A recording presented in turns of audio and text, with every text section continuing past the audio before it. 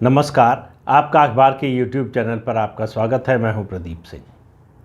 कर्नाटक में आजकल क्या बात हो रही है आपको पता है? कर्नाटक में उत्तर प्रदेश के मुख्यमंत्री योगी आदित्यनाथ के मॉडल की बात हो रही है। तो मॉडल क्या है, क्यों उसकी चर्चा हो रही है, इसकी बात करेंगे। उससे पहले थोड़ा सा जान लेते हैं कि उत्तर प्रदेश में क्या हो रहा है। उत्तर प्रदेश इस समय जिहादियों के निशाने पर नंबर 1 का स्टेट है। लगातार कोशिश हो रही है जब से उत्तर प्रदेश में सरकार बनी है, यानी 2017 में, और योगी आदित्यनाथ मुख्यमंत्री बने हैं। जिहादियों को लग रहा है कि ये ऐसा प्रदेश है, यहाँ अगर उनको सफलता मिल गई, यहाँ हिंसा करने में, दंगा भड़काने में, अराजकता पैदा करने में अगर वो कामयाब हो गए तो ये इस मॉडल को वो रेप्लिकेट कर सकते हैं दूसरे राज्यों में, और उत्तर प्रदेश में ही वो ये नहीं कर पा रहे।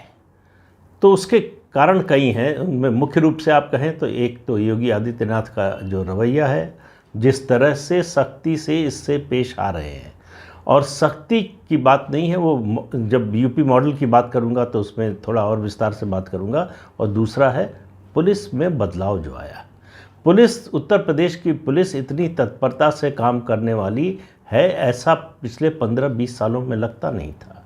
लेकिन पुलिस जिस तरह से कार्रवाई कर रही है, जिस तरह से कानूनी रास्ते पर चलकर कार्रवाई कर रही है, और जिस तरह की तत्परता दिखा रही है, वो सब काबिले तारीफ़ है। इसलिए कि उत्तर प्रदेश वरना दंगों की आग में झोंक दिया गया होता। शुरुआत हुई इसकी CAA से, यानी सिटीजनशिप अमेंडमेंट एक्ट, जो नया संशोधित नागरिकता कानून है, उससे। उस समय दंगा भड़काने की उत्तर प्रदेश में भरपूर कोशिश हुई, और जिस सख्ती से निपटा गया और जिस तरीके से निपटा गया, उसका असर ये है कि अब उसके बाद किसी की हिम्मत नहीं हुई। ये पहली बार देश में हुआ कि जिन लोगों ने दंगा किया था वो ड्राफ्ट बनवा कर लेकर गए सरकार के पास कि ये जो नुकसान हुआ उसकी भरपाई का पैसा ले लीजिए। ये इससे पहले 75 साल में इस देश में कभी हुआ नहीं। उसके बाद मौका आया, हिजाब का विवाद कर्नाटक से चला और उत्तर प्रदेश में उस पर दंगा कराने की कोशिश हुई। उसके बाद नुपुर शर्मा के बहाने से लगातार 2 जुम्मे के दिन, 2 शुक्रवार को मस्जिद से नमाज पढ़कर निकलने के बाद कानपुर, प्रयागराज, सहारनपुर सहित कई शहरों में उत्तर प्रदेश के दंगा भड़काने की कोशिश हुई। पुलिस पर हमला हुआ, पथराव हुआ, और ये सब योजनाबद्ध ढंग से हुआ। और इसमें जो जांच से निकल रहा है वो PFI के लोग शामिल हैं, उसके तार विदेशों से जुड़े हुए हैं, और इन सब लोगों की गिरफ्तारी बहुत कम समय में उत्तर प्रदेश पुलिस ने की है। उसके बाद जब केंद्र सरकार ने अग्निपथ योजना की घोषणा की, उसमें भी कूद गए कि किसी बहाने से उसका विरोध हुआ तो इसमें कूद गए दंगा कराने के लिए। और इतने से संतोष नहीं हुआ तो कांवड़ यात्रा का जिस दिन पीक था, जिस दिन सबसे बड़ा दिन था, उस दिन उत्तर प्रदेश के बिजनौर में 2 भाइयों ने मिलकर, मोहम्मद कमाल और मोहम्मद आदिब, इन दोनों ने गेरुआ गमछा पहनकर 2 मज़ारों को तोड़ दिया और उन पर जो चादर चढ़ी हुई थी उसको जला दिया। मकसद था दंगा कराना। लाखों की संख्या में कांवड़िया आ रहे हैं, उनके बीच में ये खबर जाए और दंगा भड़के, और दिखाने की ये कोशिश हुई कि ये सब कांवड़िया कर रहे हैं, यानी हिंदू कर रहे हैं मुस्लिम मज़ारों को तोड़ने का और चादर को जलाने का काम। पुलिस ने तत्काल इन दोनों की गिरफ्तारी की। मामला सबके सामने आ गया। इसी तरह से बिजनौर के ही कीरतपुर में एक मंदिर के सामने नमाज़ पढ़ने की कोशिश हुई। गोरखपुर में CDO ऑफिस के सामने नमाज़ पढ़ने की कोशिश हुई। और मुरादाबाद में जब ये सब हो रहा था, उसके बाद मुरादाबाद में महिलाओं को सामने किया गया। महिलाओं ने कांवड़ियों के रास्ते में, कांवड़ यात्रा निकलने वाली थी, उसके रास्ते में चारपाइयाँ खड़ी कर दी, खाट खड़ी कर दी कि यात्रा जाने नहीं देंगे। लेकिन पुलिस की सूझबूझ से मामले को सुलझा लिया गया और कांवड़ यात्रा में कोई रुकावट नहीं आई। उत्तर प्रदेश की एक समस्या ये है कि यहाँ जो जिहादी तत्व हैं, जो जिहादी विचारधारा के लोग हैं, उनका जो मुख्य स्रोत है, जो कहें कंट्रोल और कमांड सेंटर एक तरह का कहें वैचारिक रूप से, वो यही है, देवबंद और बरेली। देवबंदी और बरेलवी दोनों संप्रदाय के लोग यहीं पर हैं, उत्तर प्रदेश में ही हैं। देवबंद से ही दुनिया भर में आतंकवादी यहाँ से ट्रेन होकर गए हैं, यहाँ के मदरसों से, यहाँ के इदारों से। तो इससे आप अंदाज़ा लगा सकते हैं कि उत्तर प्रदेश की स्थिति कैसी है। उत्तर प्रदेश में एक बड़ा दंगा हो, इसकी कोशिश लगातार चल रही है और उत्तर प्रदेश पुलिस और उत्तर प्रदेश की सरकार और मुख्यमंत्री उसको रोकने की, उसको विफल करने की लगातार सफल कोशिश कर रहे हैं। ये उत्तर प्रदेश के इतिहास में शायद इस तरह का सस्टेन्ड प्रयास जो है, लगातार इस तरह का प्रयास हो, ऐसा कभी नहीं हुआ। उसकी वजह यह है कि लगातार हार रहे हैं। अब बात पहले करूंगा कर्नाटक में क्यों चर्चा हो रही है। कर्नाटक में भारतीय जनता युवा मोर्चा के एक कार्यकर्ता प्रवीण नेट्टारू की जो है हत्या कर दी गई गला काट के। उस हत्या के बाद पूरे प्रदेश में नाराज़गी है, ख़ासतौर से दक्षिण कन्नड़ा में। वहाँ बीजेपी के कार्यकर्ताओं ने अपने ही प्रदेश अध्यक्ष पर हमला करने की कोशिश की। नाराज़गी का स्तर इतना है, कर्नाटक के मुख्यमंत्री को उनके सरकार का जो है, जब से वो मुख्यमंत्री बने हैं 1 साल पूरा हो रहा था, उसके सारे कार्यक्रम रद्द करने पड़े। और उन्होंने जो बयान दिया, इसलिए कह रहा हूँ योगी मॉडल की चर्चा क्यों हो रही है। उन्होंने कहा अगर ज़रूरत पड़ी तो उत्तर प्रदेश के योगी मॉडल को लागू करेंगे कर्नाटक में, इन जिहादियों और राष्ट्र विरोधी तत्वों से निपटने के लिए। अब आप देखिए, ये कोई सामान्य बात नहीं है। योगी मॉडल की नकल देश के कई प्रदेशों में हो रही है और ये नकल जो है वो एक शुभ संकेत है कि एक अच्छा काम हो रहा है। उसमें ईगो लोगों का सामने नहीं आ रहा है कि कोई और मुख्यमंत्री सफलता से अगर एक जो है नीति पर चल रहा है तो उसको अपनाया जाए। तो योगी मॉडल है क्या?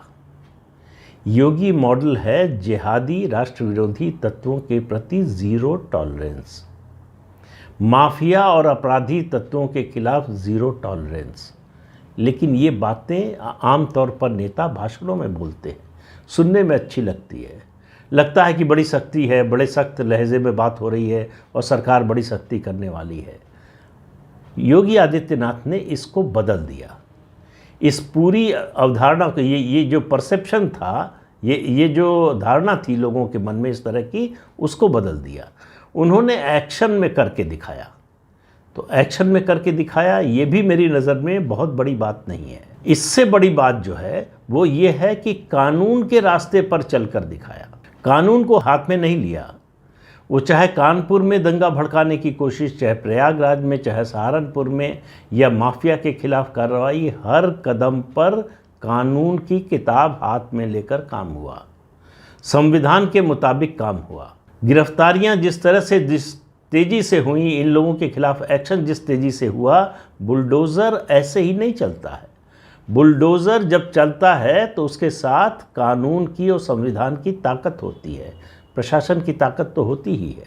उसके अलावा प्रदेश के मुख्यमंत्री की राजनीतिक इच्छा शक्ति की ताकत होती है कि कोई भी हो, ये जो ट्रांसपेरेंसी होती है ना इन ऐसे तत्वों के खिलाफ कार्रवाई में, वही इम्पैक्ट डालती है, उसी का असर होता है।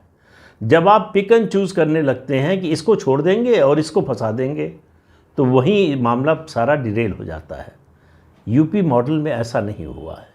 आपने अपराध किया है तो आपको भुगतना पड़ेगा, और भुगतना पड़ेगा तो ऐसा नहीं है कि आपके खिलाफ ज़बरदस्ती झूठा कोई केस बना दिया जाएगा। पूरी कानूनी प्रक्रिया का पालन करते हुए आपके खिलाफ एक्शन होगा, और एक्शन ऐसा होगा जो एग्जेम्पलरी होगा, जो दूसरों के लिए डिटरेंस का काम करे। आपका अवैध घर है तो गिरा दिया जाएगा। वो बातचीत नहीं होगी, समझौता वार्ता नहीं होगा कि अच्छा ये बात कर लीजिए, अच्छा हम इतना कर देते हैं, आप इतना कर दीजिए, ऐसा कुछ नहीं है। अवैध है तो गिरेगा। अवैध ढंग से पैसा कमाकर संपत्ति जोड़ी है तो जब्त होगी।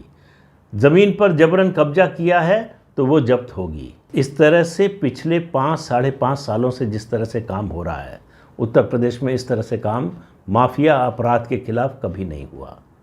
और मैं फिर कह रहा हूँ कि ये पूरे देश के लिए एक स्वस्थ और अच्छा मॉडल है। आप देखिए कि लगातार कोशिश हो रही है हाई कोर्ट से सुप्रीम कोर्ट तक कि उत्तर प्रदेश में योगी जी का बुलडोज़र रुक जाए, लेकिन न हाई कोर्ट ने न सुप्रीम कोर्ट ने इस पर रोक लगाने की ज़रूरत समझी।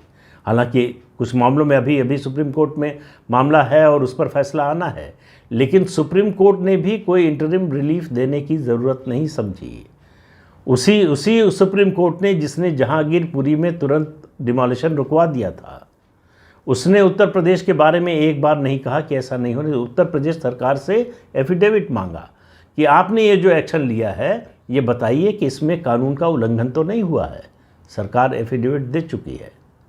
तो जब आप कानून के साथ चलते हैं और पारदर्शिता के साथ चलते हैं, बिना भेदभाव के चलते हैं, जब आपका कोई व्यक्तिगत स्वार्थ नहीं होता, जब आपका कोई दलगत स्वार्थ नहीं होता किसी कार्रवाई को लेकर, तब आपको सफलता मिलती है, तब वो मॉडल बनता है, तब वो मॉडल बनता है। तो इसलिए अगर कर्नाटक के मुख्यमंत्री बात कर रहे हैं कि वो योगी आदित्यनाथ का मॉडल लागू करने के लिए तैयार हैं, तो उनको मालूम है कि इसका विरोध नहीं होगा। इस मॉडल को लागू करने के बाद अपराधी तत्वों, अराजक तत्वों, जिहादियों, राष्ट्र विरोधी तत्वों के लिए मुश्किल खड़ी हो जाएगी। तो योगी सरकार ने किसी गैर कानूनी तरीके का सहारा नहीं लिया, इसलिए ये योगी मॉडल हिट हो रहा है। योगी सरकार ने किसी कानून को तोड़ने की कोशिश नहीं की। जहां लगा कि कानूनी पक्ष कमज़ोर है, उसको मजबूत करने की ज़रूरत है, वहां कानून में बदलाव कर दिया। जैसे वसूली का मामला था, सुप्रीम कोर्ट ने कहा कि भाई आप इस तरह से वसूली नहीं कर सकते हैं, उस पर रोक लगा दी। तो उसके लिए कानून में संशोधन कर दिया। फिर सुप्रीम कोर्ट ने कहा कि आप इसके तहत फिर से नोटिस देकर वसूली कर सकते हैं। तो कानून के रास्ते पर, संविधान के रास्ते पर चलकर आप कानून व्यवस्था को ठीक कर सकते हैं, देश विरोधी और समाज विरोधी तत्वों पर अंकुश लगा सकते हैं। ये है उत्तर प्रदेश का योगी मॉडल। तो ये जो हर त्यौहार पर, हिंदुओं के हर त्यौहार और मौके पर, और याद रखिए ये रक्षाबंधन से शुरू हुई, कांवड़ यात्रा खत्म हुई है, अब रक्षाबंधन आएगा, इससे लेकर कार्तिक पूर्णिमा तक लगातार त्यौहार हैं। और इन मौक़ों पर कोशिश पूरी होगी कि किसी तरह से उत्तर प्रदेश में सांप्रदायिक सौहार्द बिगाड़ा जाए, कानून व्यवस्था बिगाड़ी जाए। लेकिन पुलिस का चौकन्नापन, एडमिनिस्ट्रेशन की विल पावर, इन सब के अलावा सबसे बड़ी बात है जिस तरह का एक्शन हुआ है, लोगों के मन में कानून का डर बिठा देना, ये है योगी मॉडल। जो अपराध करने वाले हैं उनके मन में कि अपराध किया है तो बचोगे नहीं, और जो पीड़ित हैं उनको पता है, उनको संदेश है कि तुमको न्याय ज़रूर मिलेगा। तो ये दरअसल संविधान की, कानून की भावना यही होती है। जो अपराधी है उसको सज़ा का डर हो, और जो पीड़ित है उसको ये भरोसा हो कि सत्ता उसको, शासन उसको न्याय दिलाएगा। जब इस तरह का शासन स्थापित होता है तब वो योगी मॉडल बनता है, जो इस समय जिसकी चर्चा पूरे देश में हो रही है और आने वाले समय में और ज़्यादा होने वाली है। तो आज के अंक में इतना ही। अगले अंक में फिर मिलेंगे किसी नए मुद्दे के साथ। तब तक के लिए इजाज़त दीजिए। आपसे अनुरोध है, ये चैनल देखिए, शेयर कीजिए, लाइक कीजिए और सब्सक्राइब ज़रूर कीजिए। नमस्कार।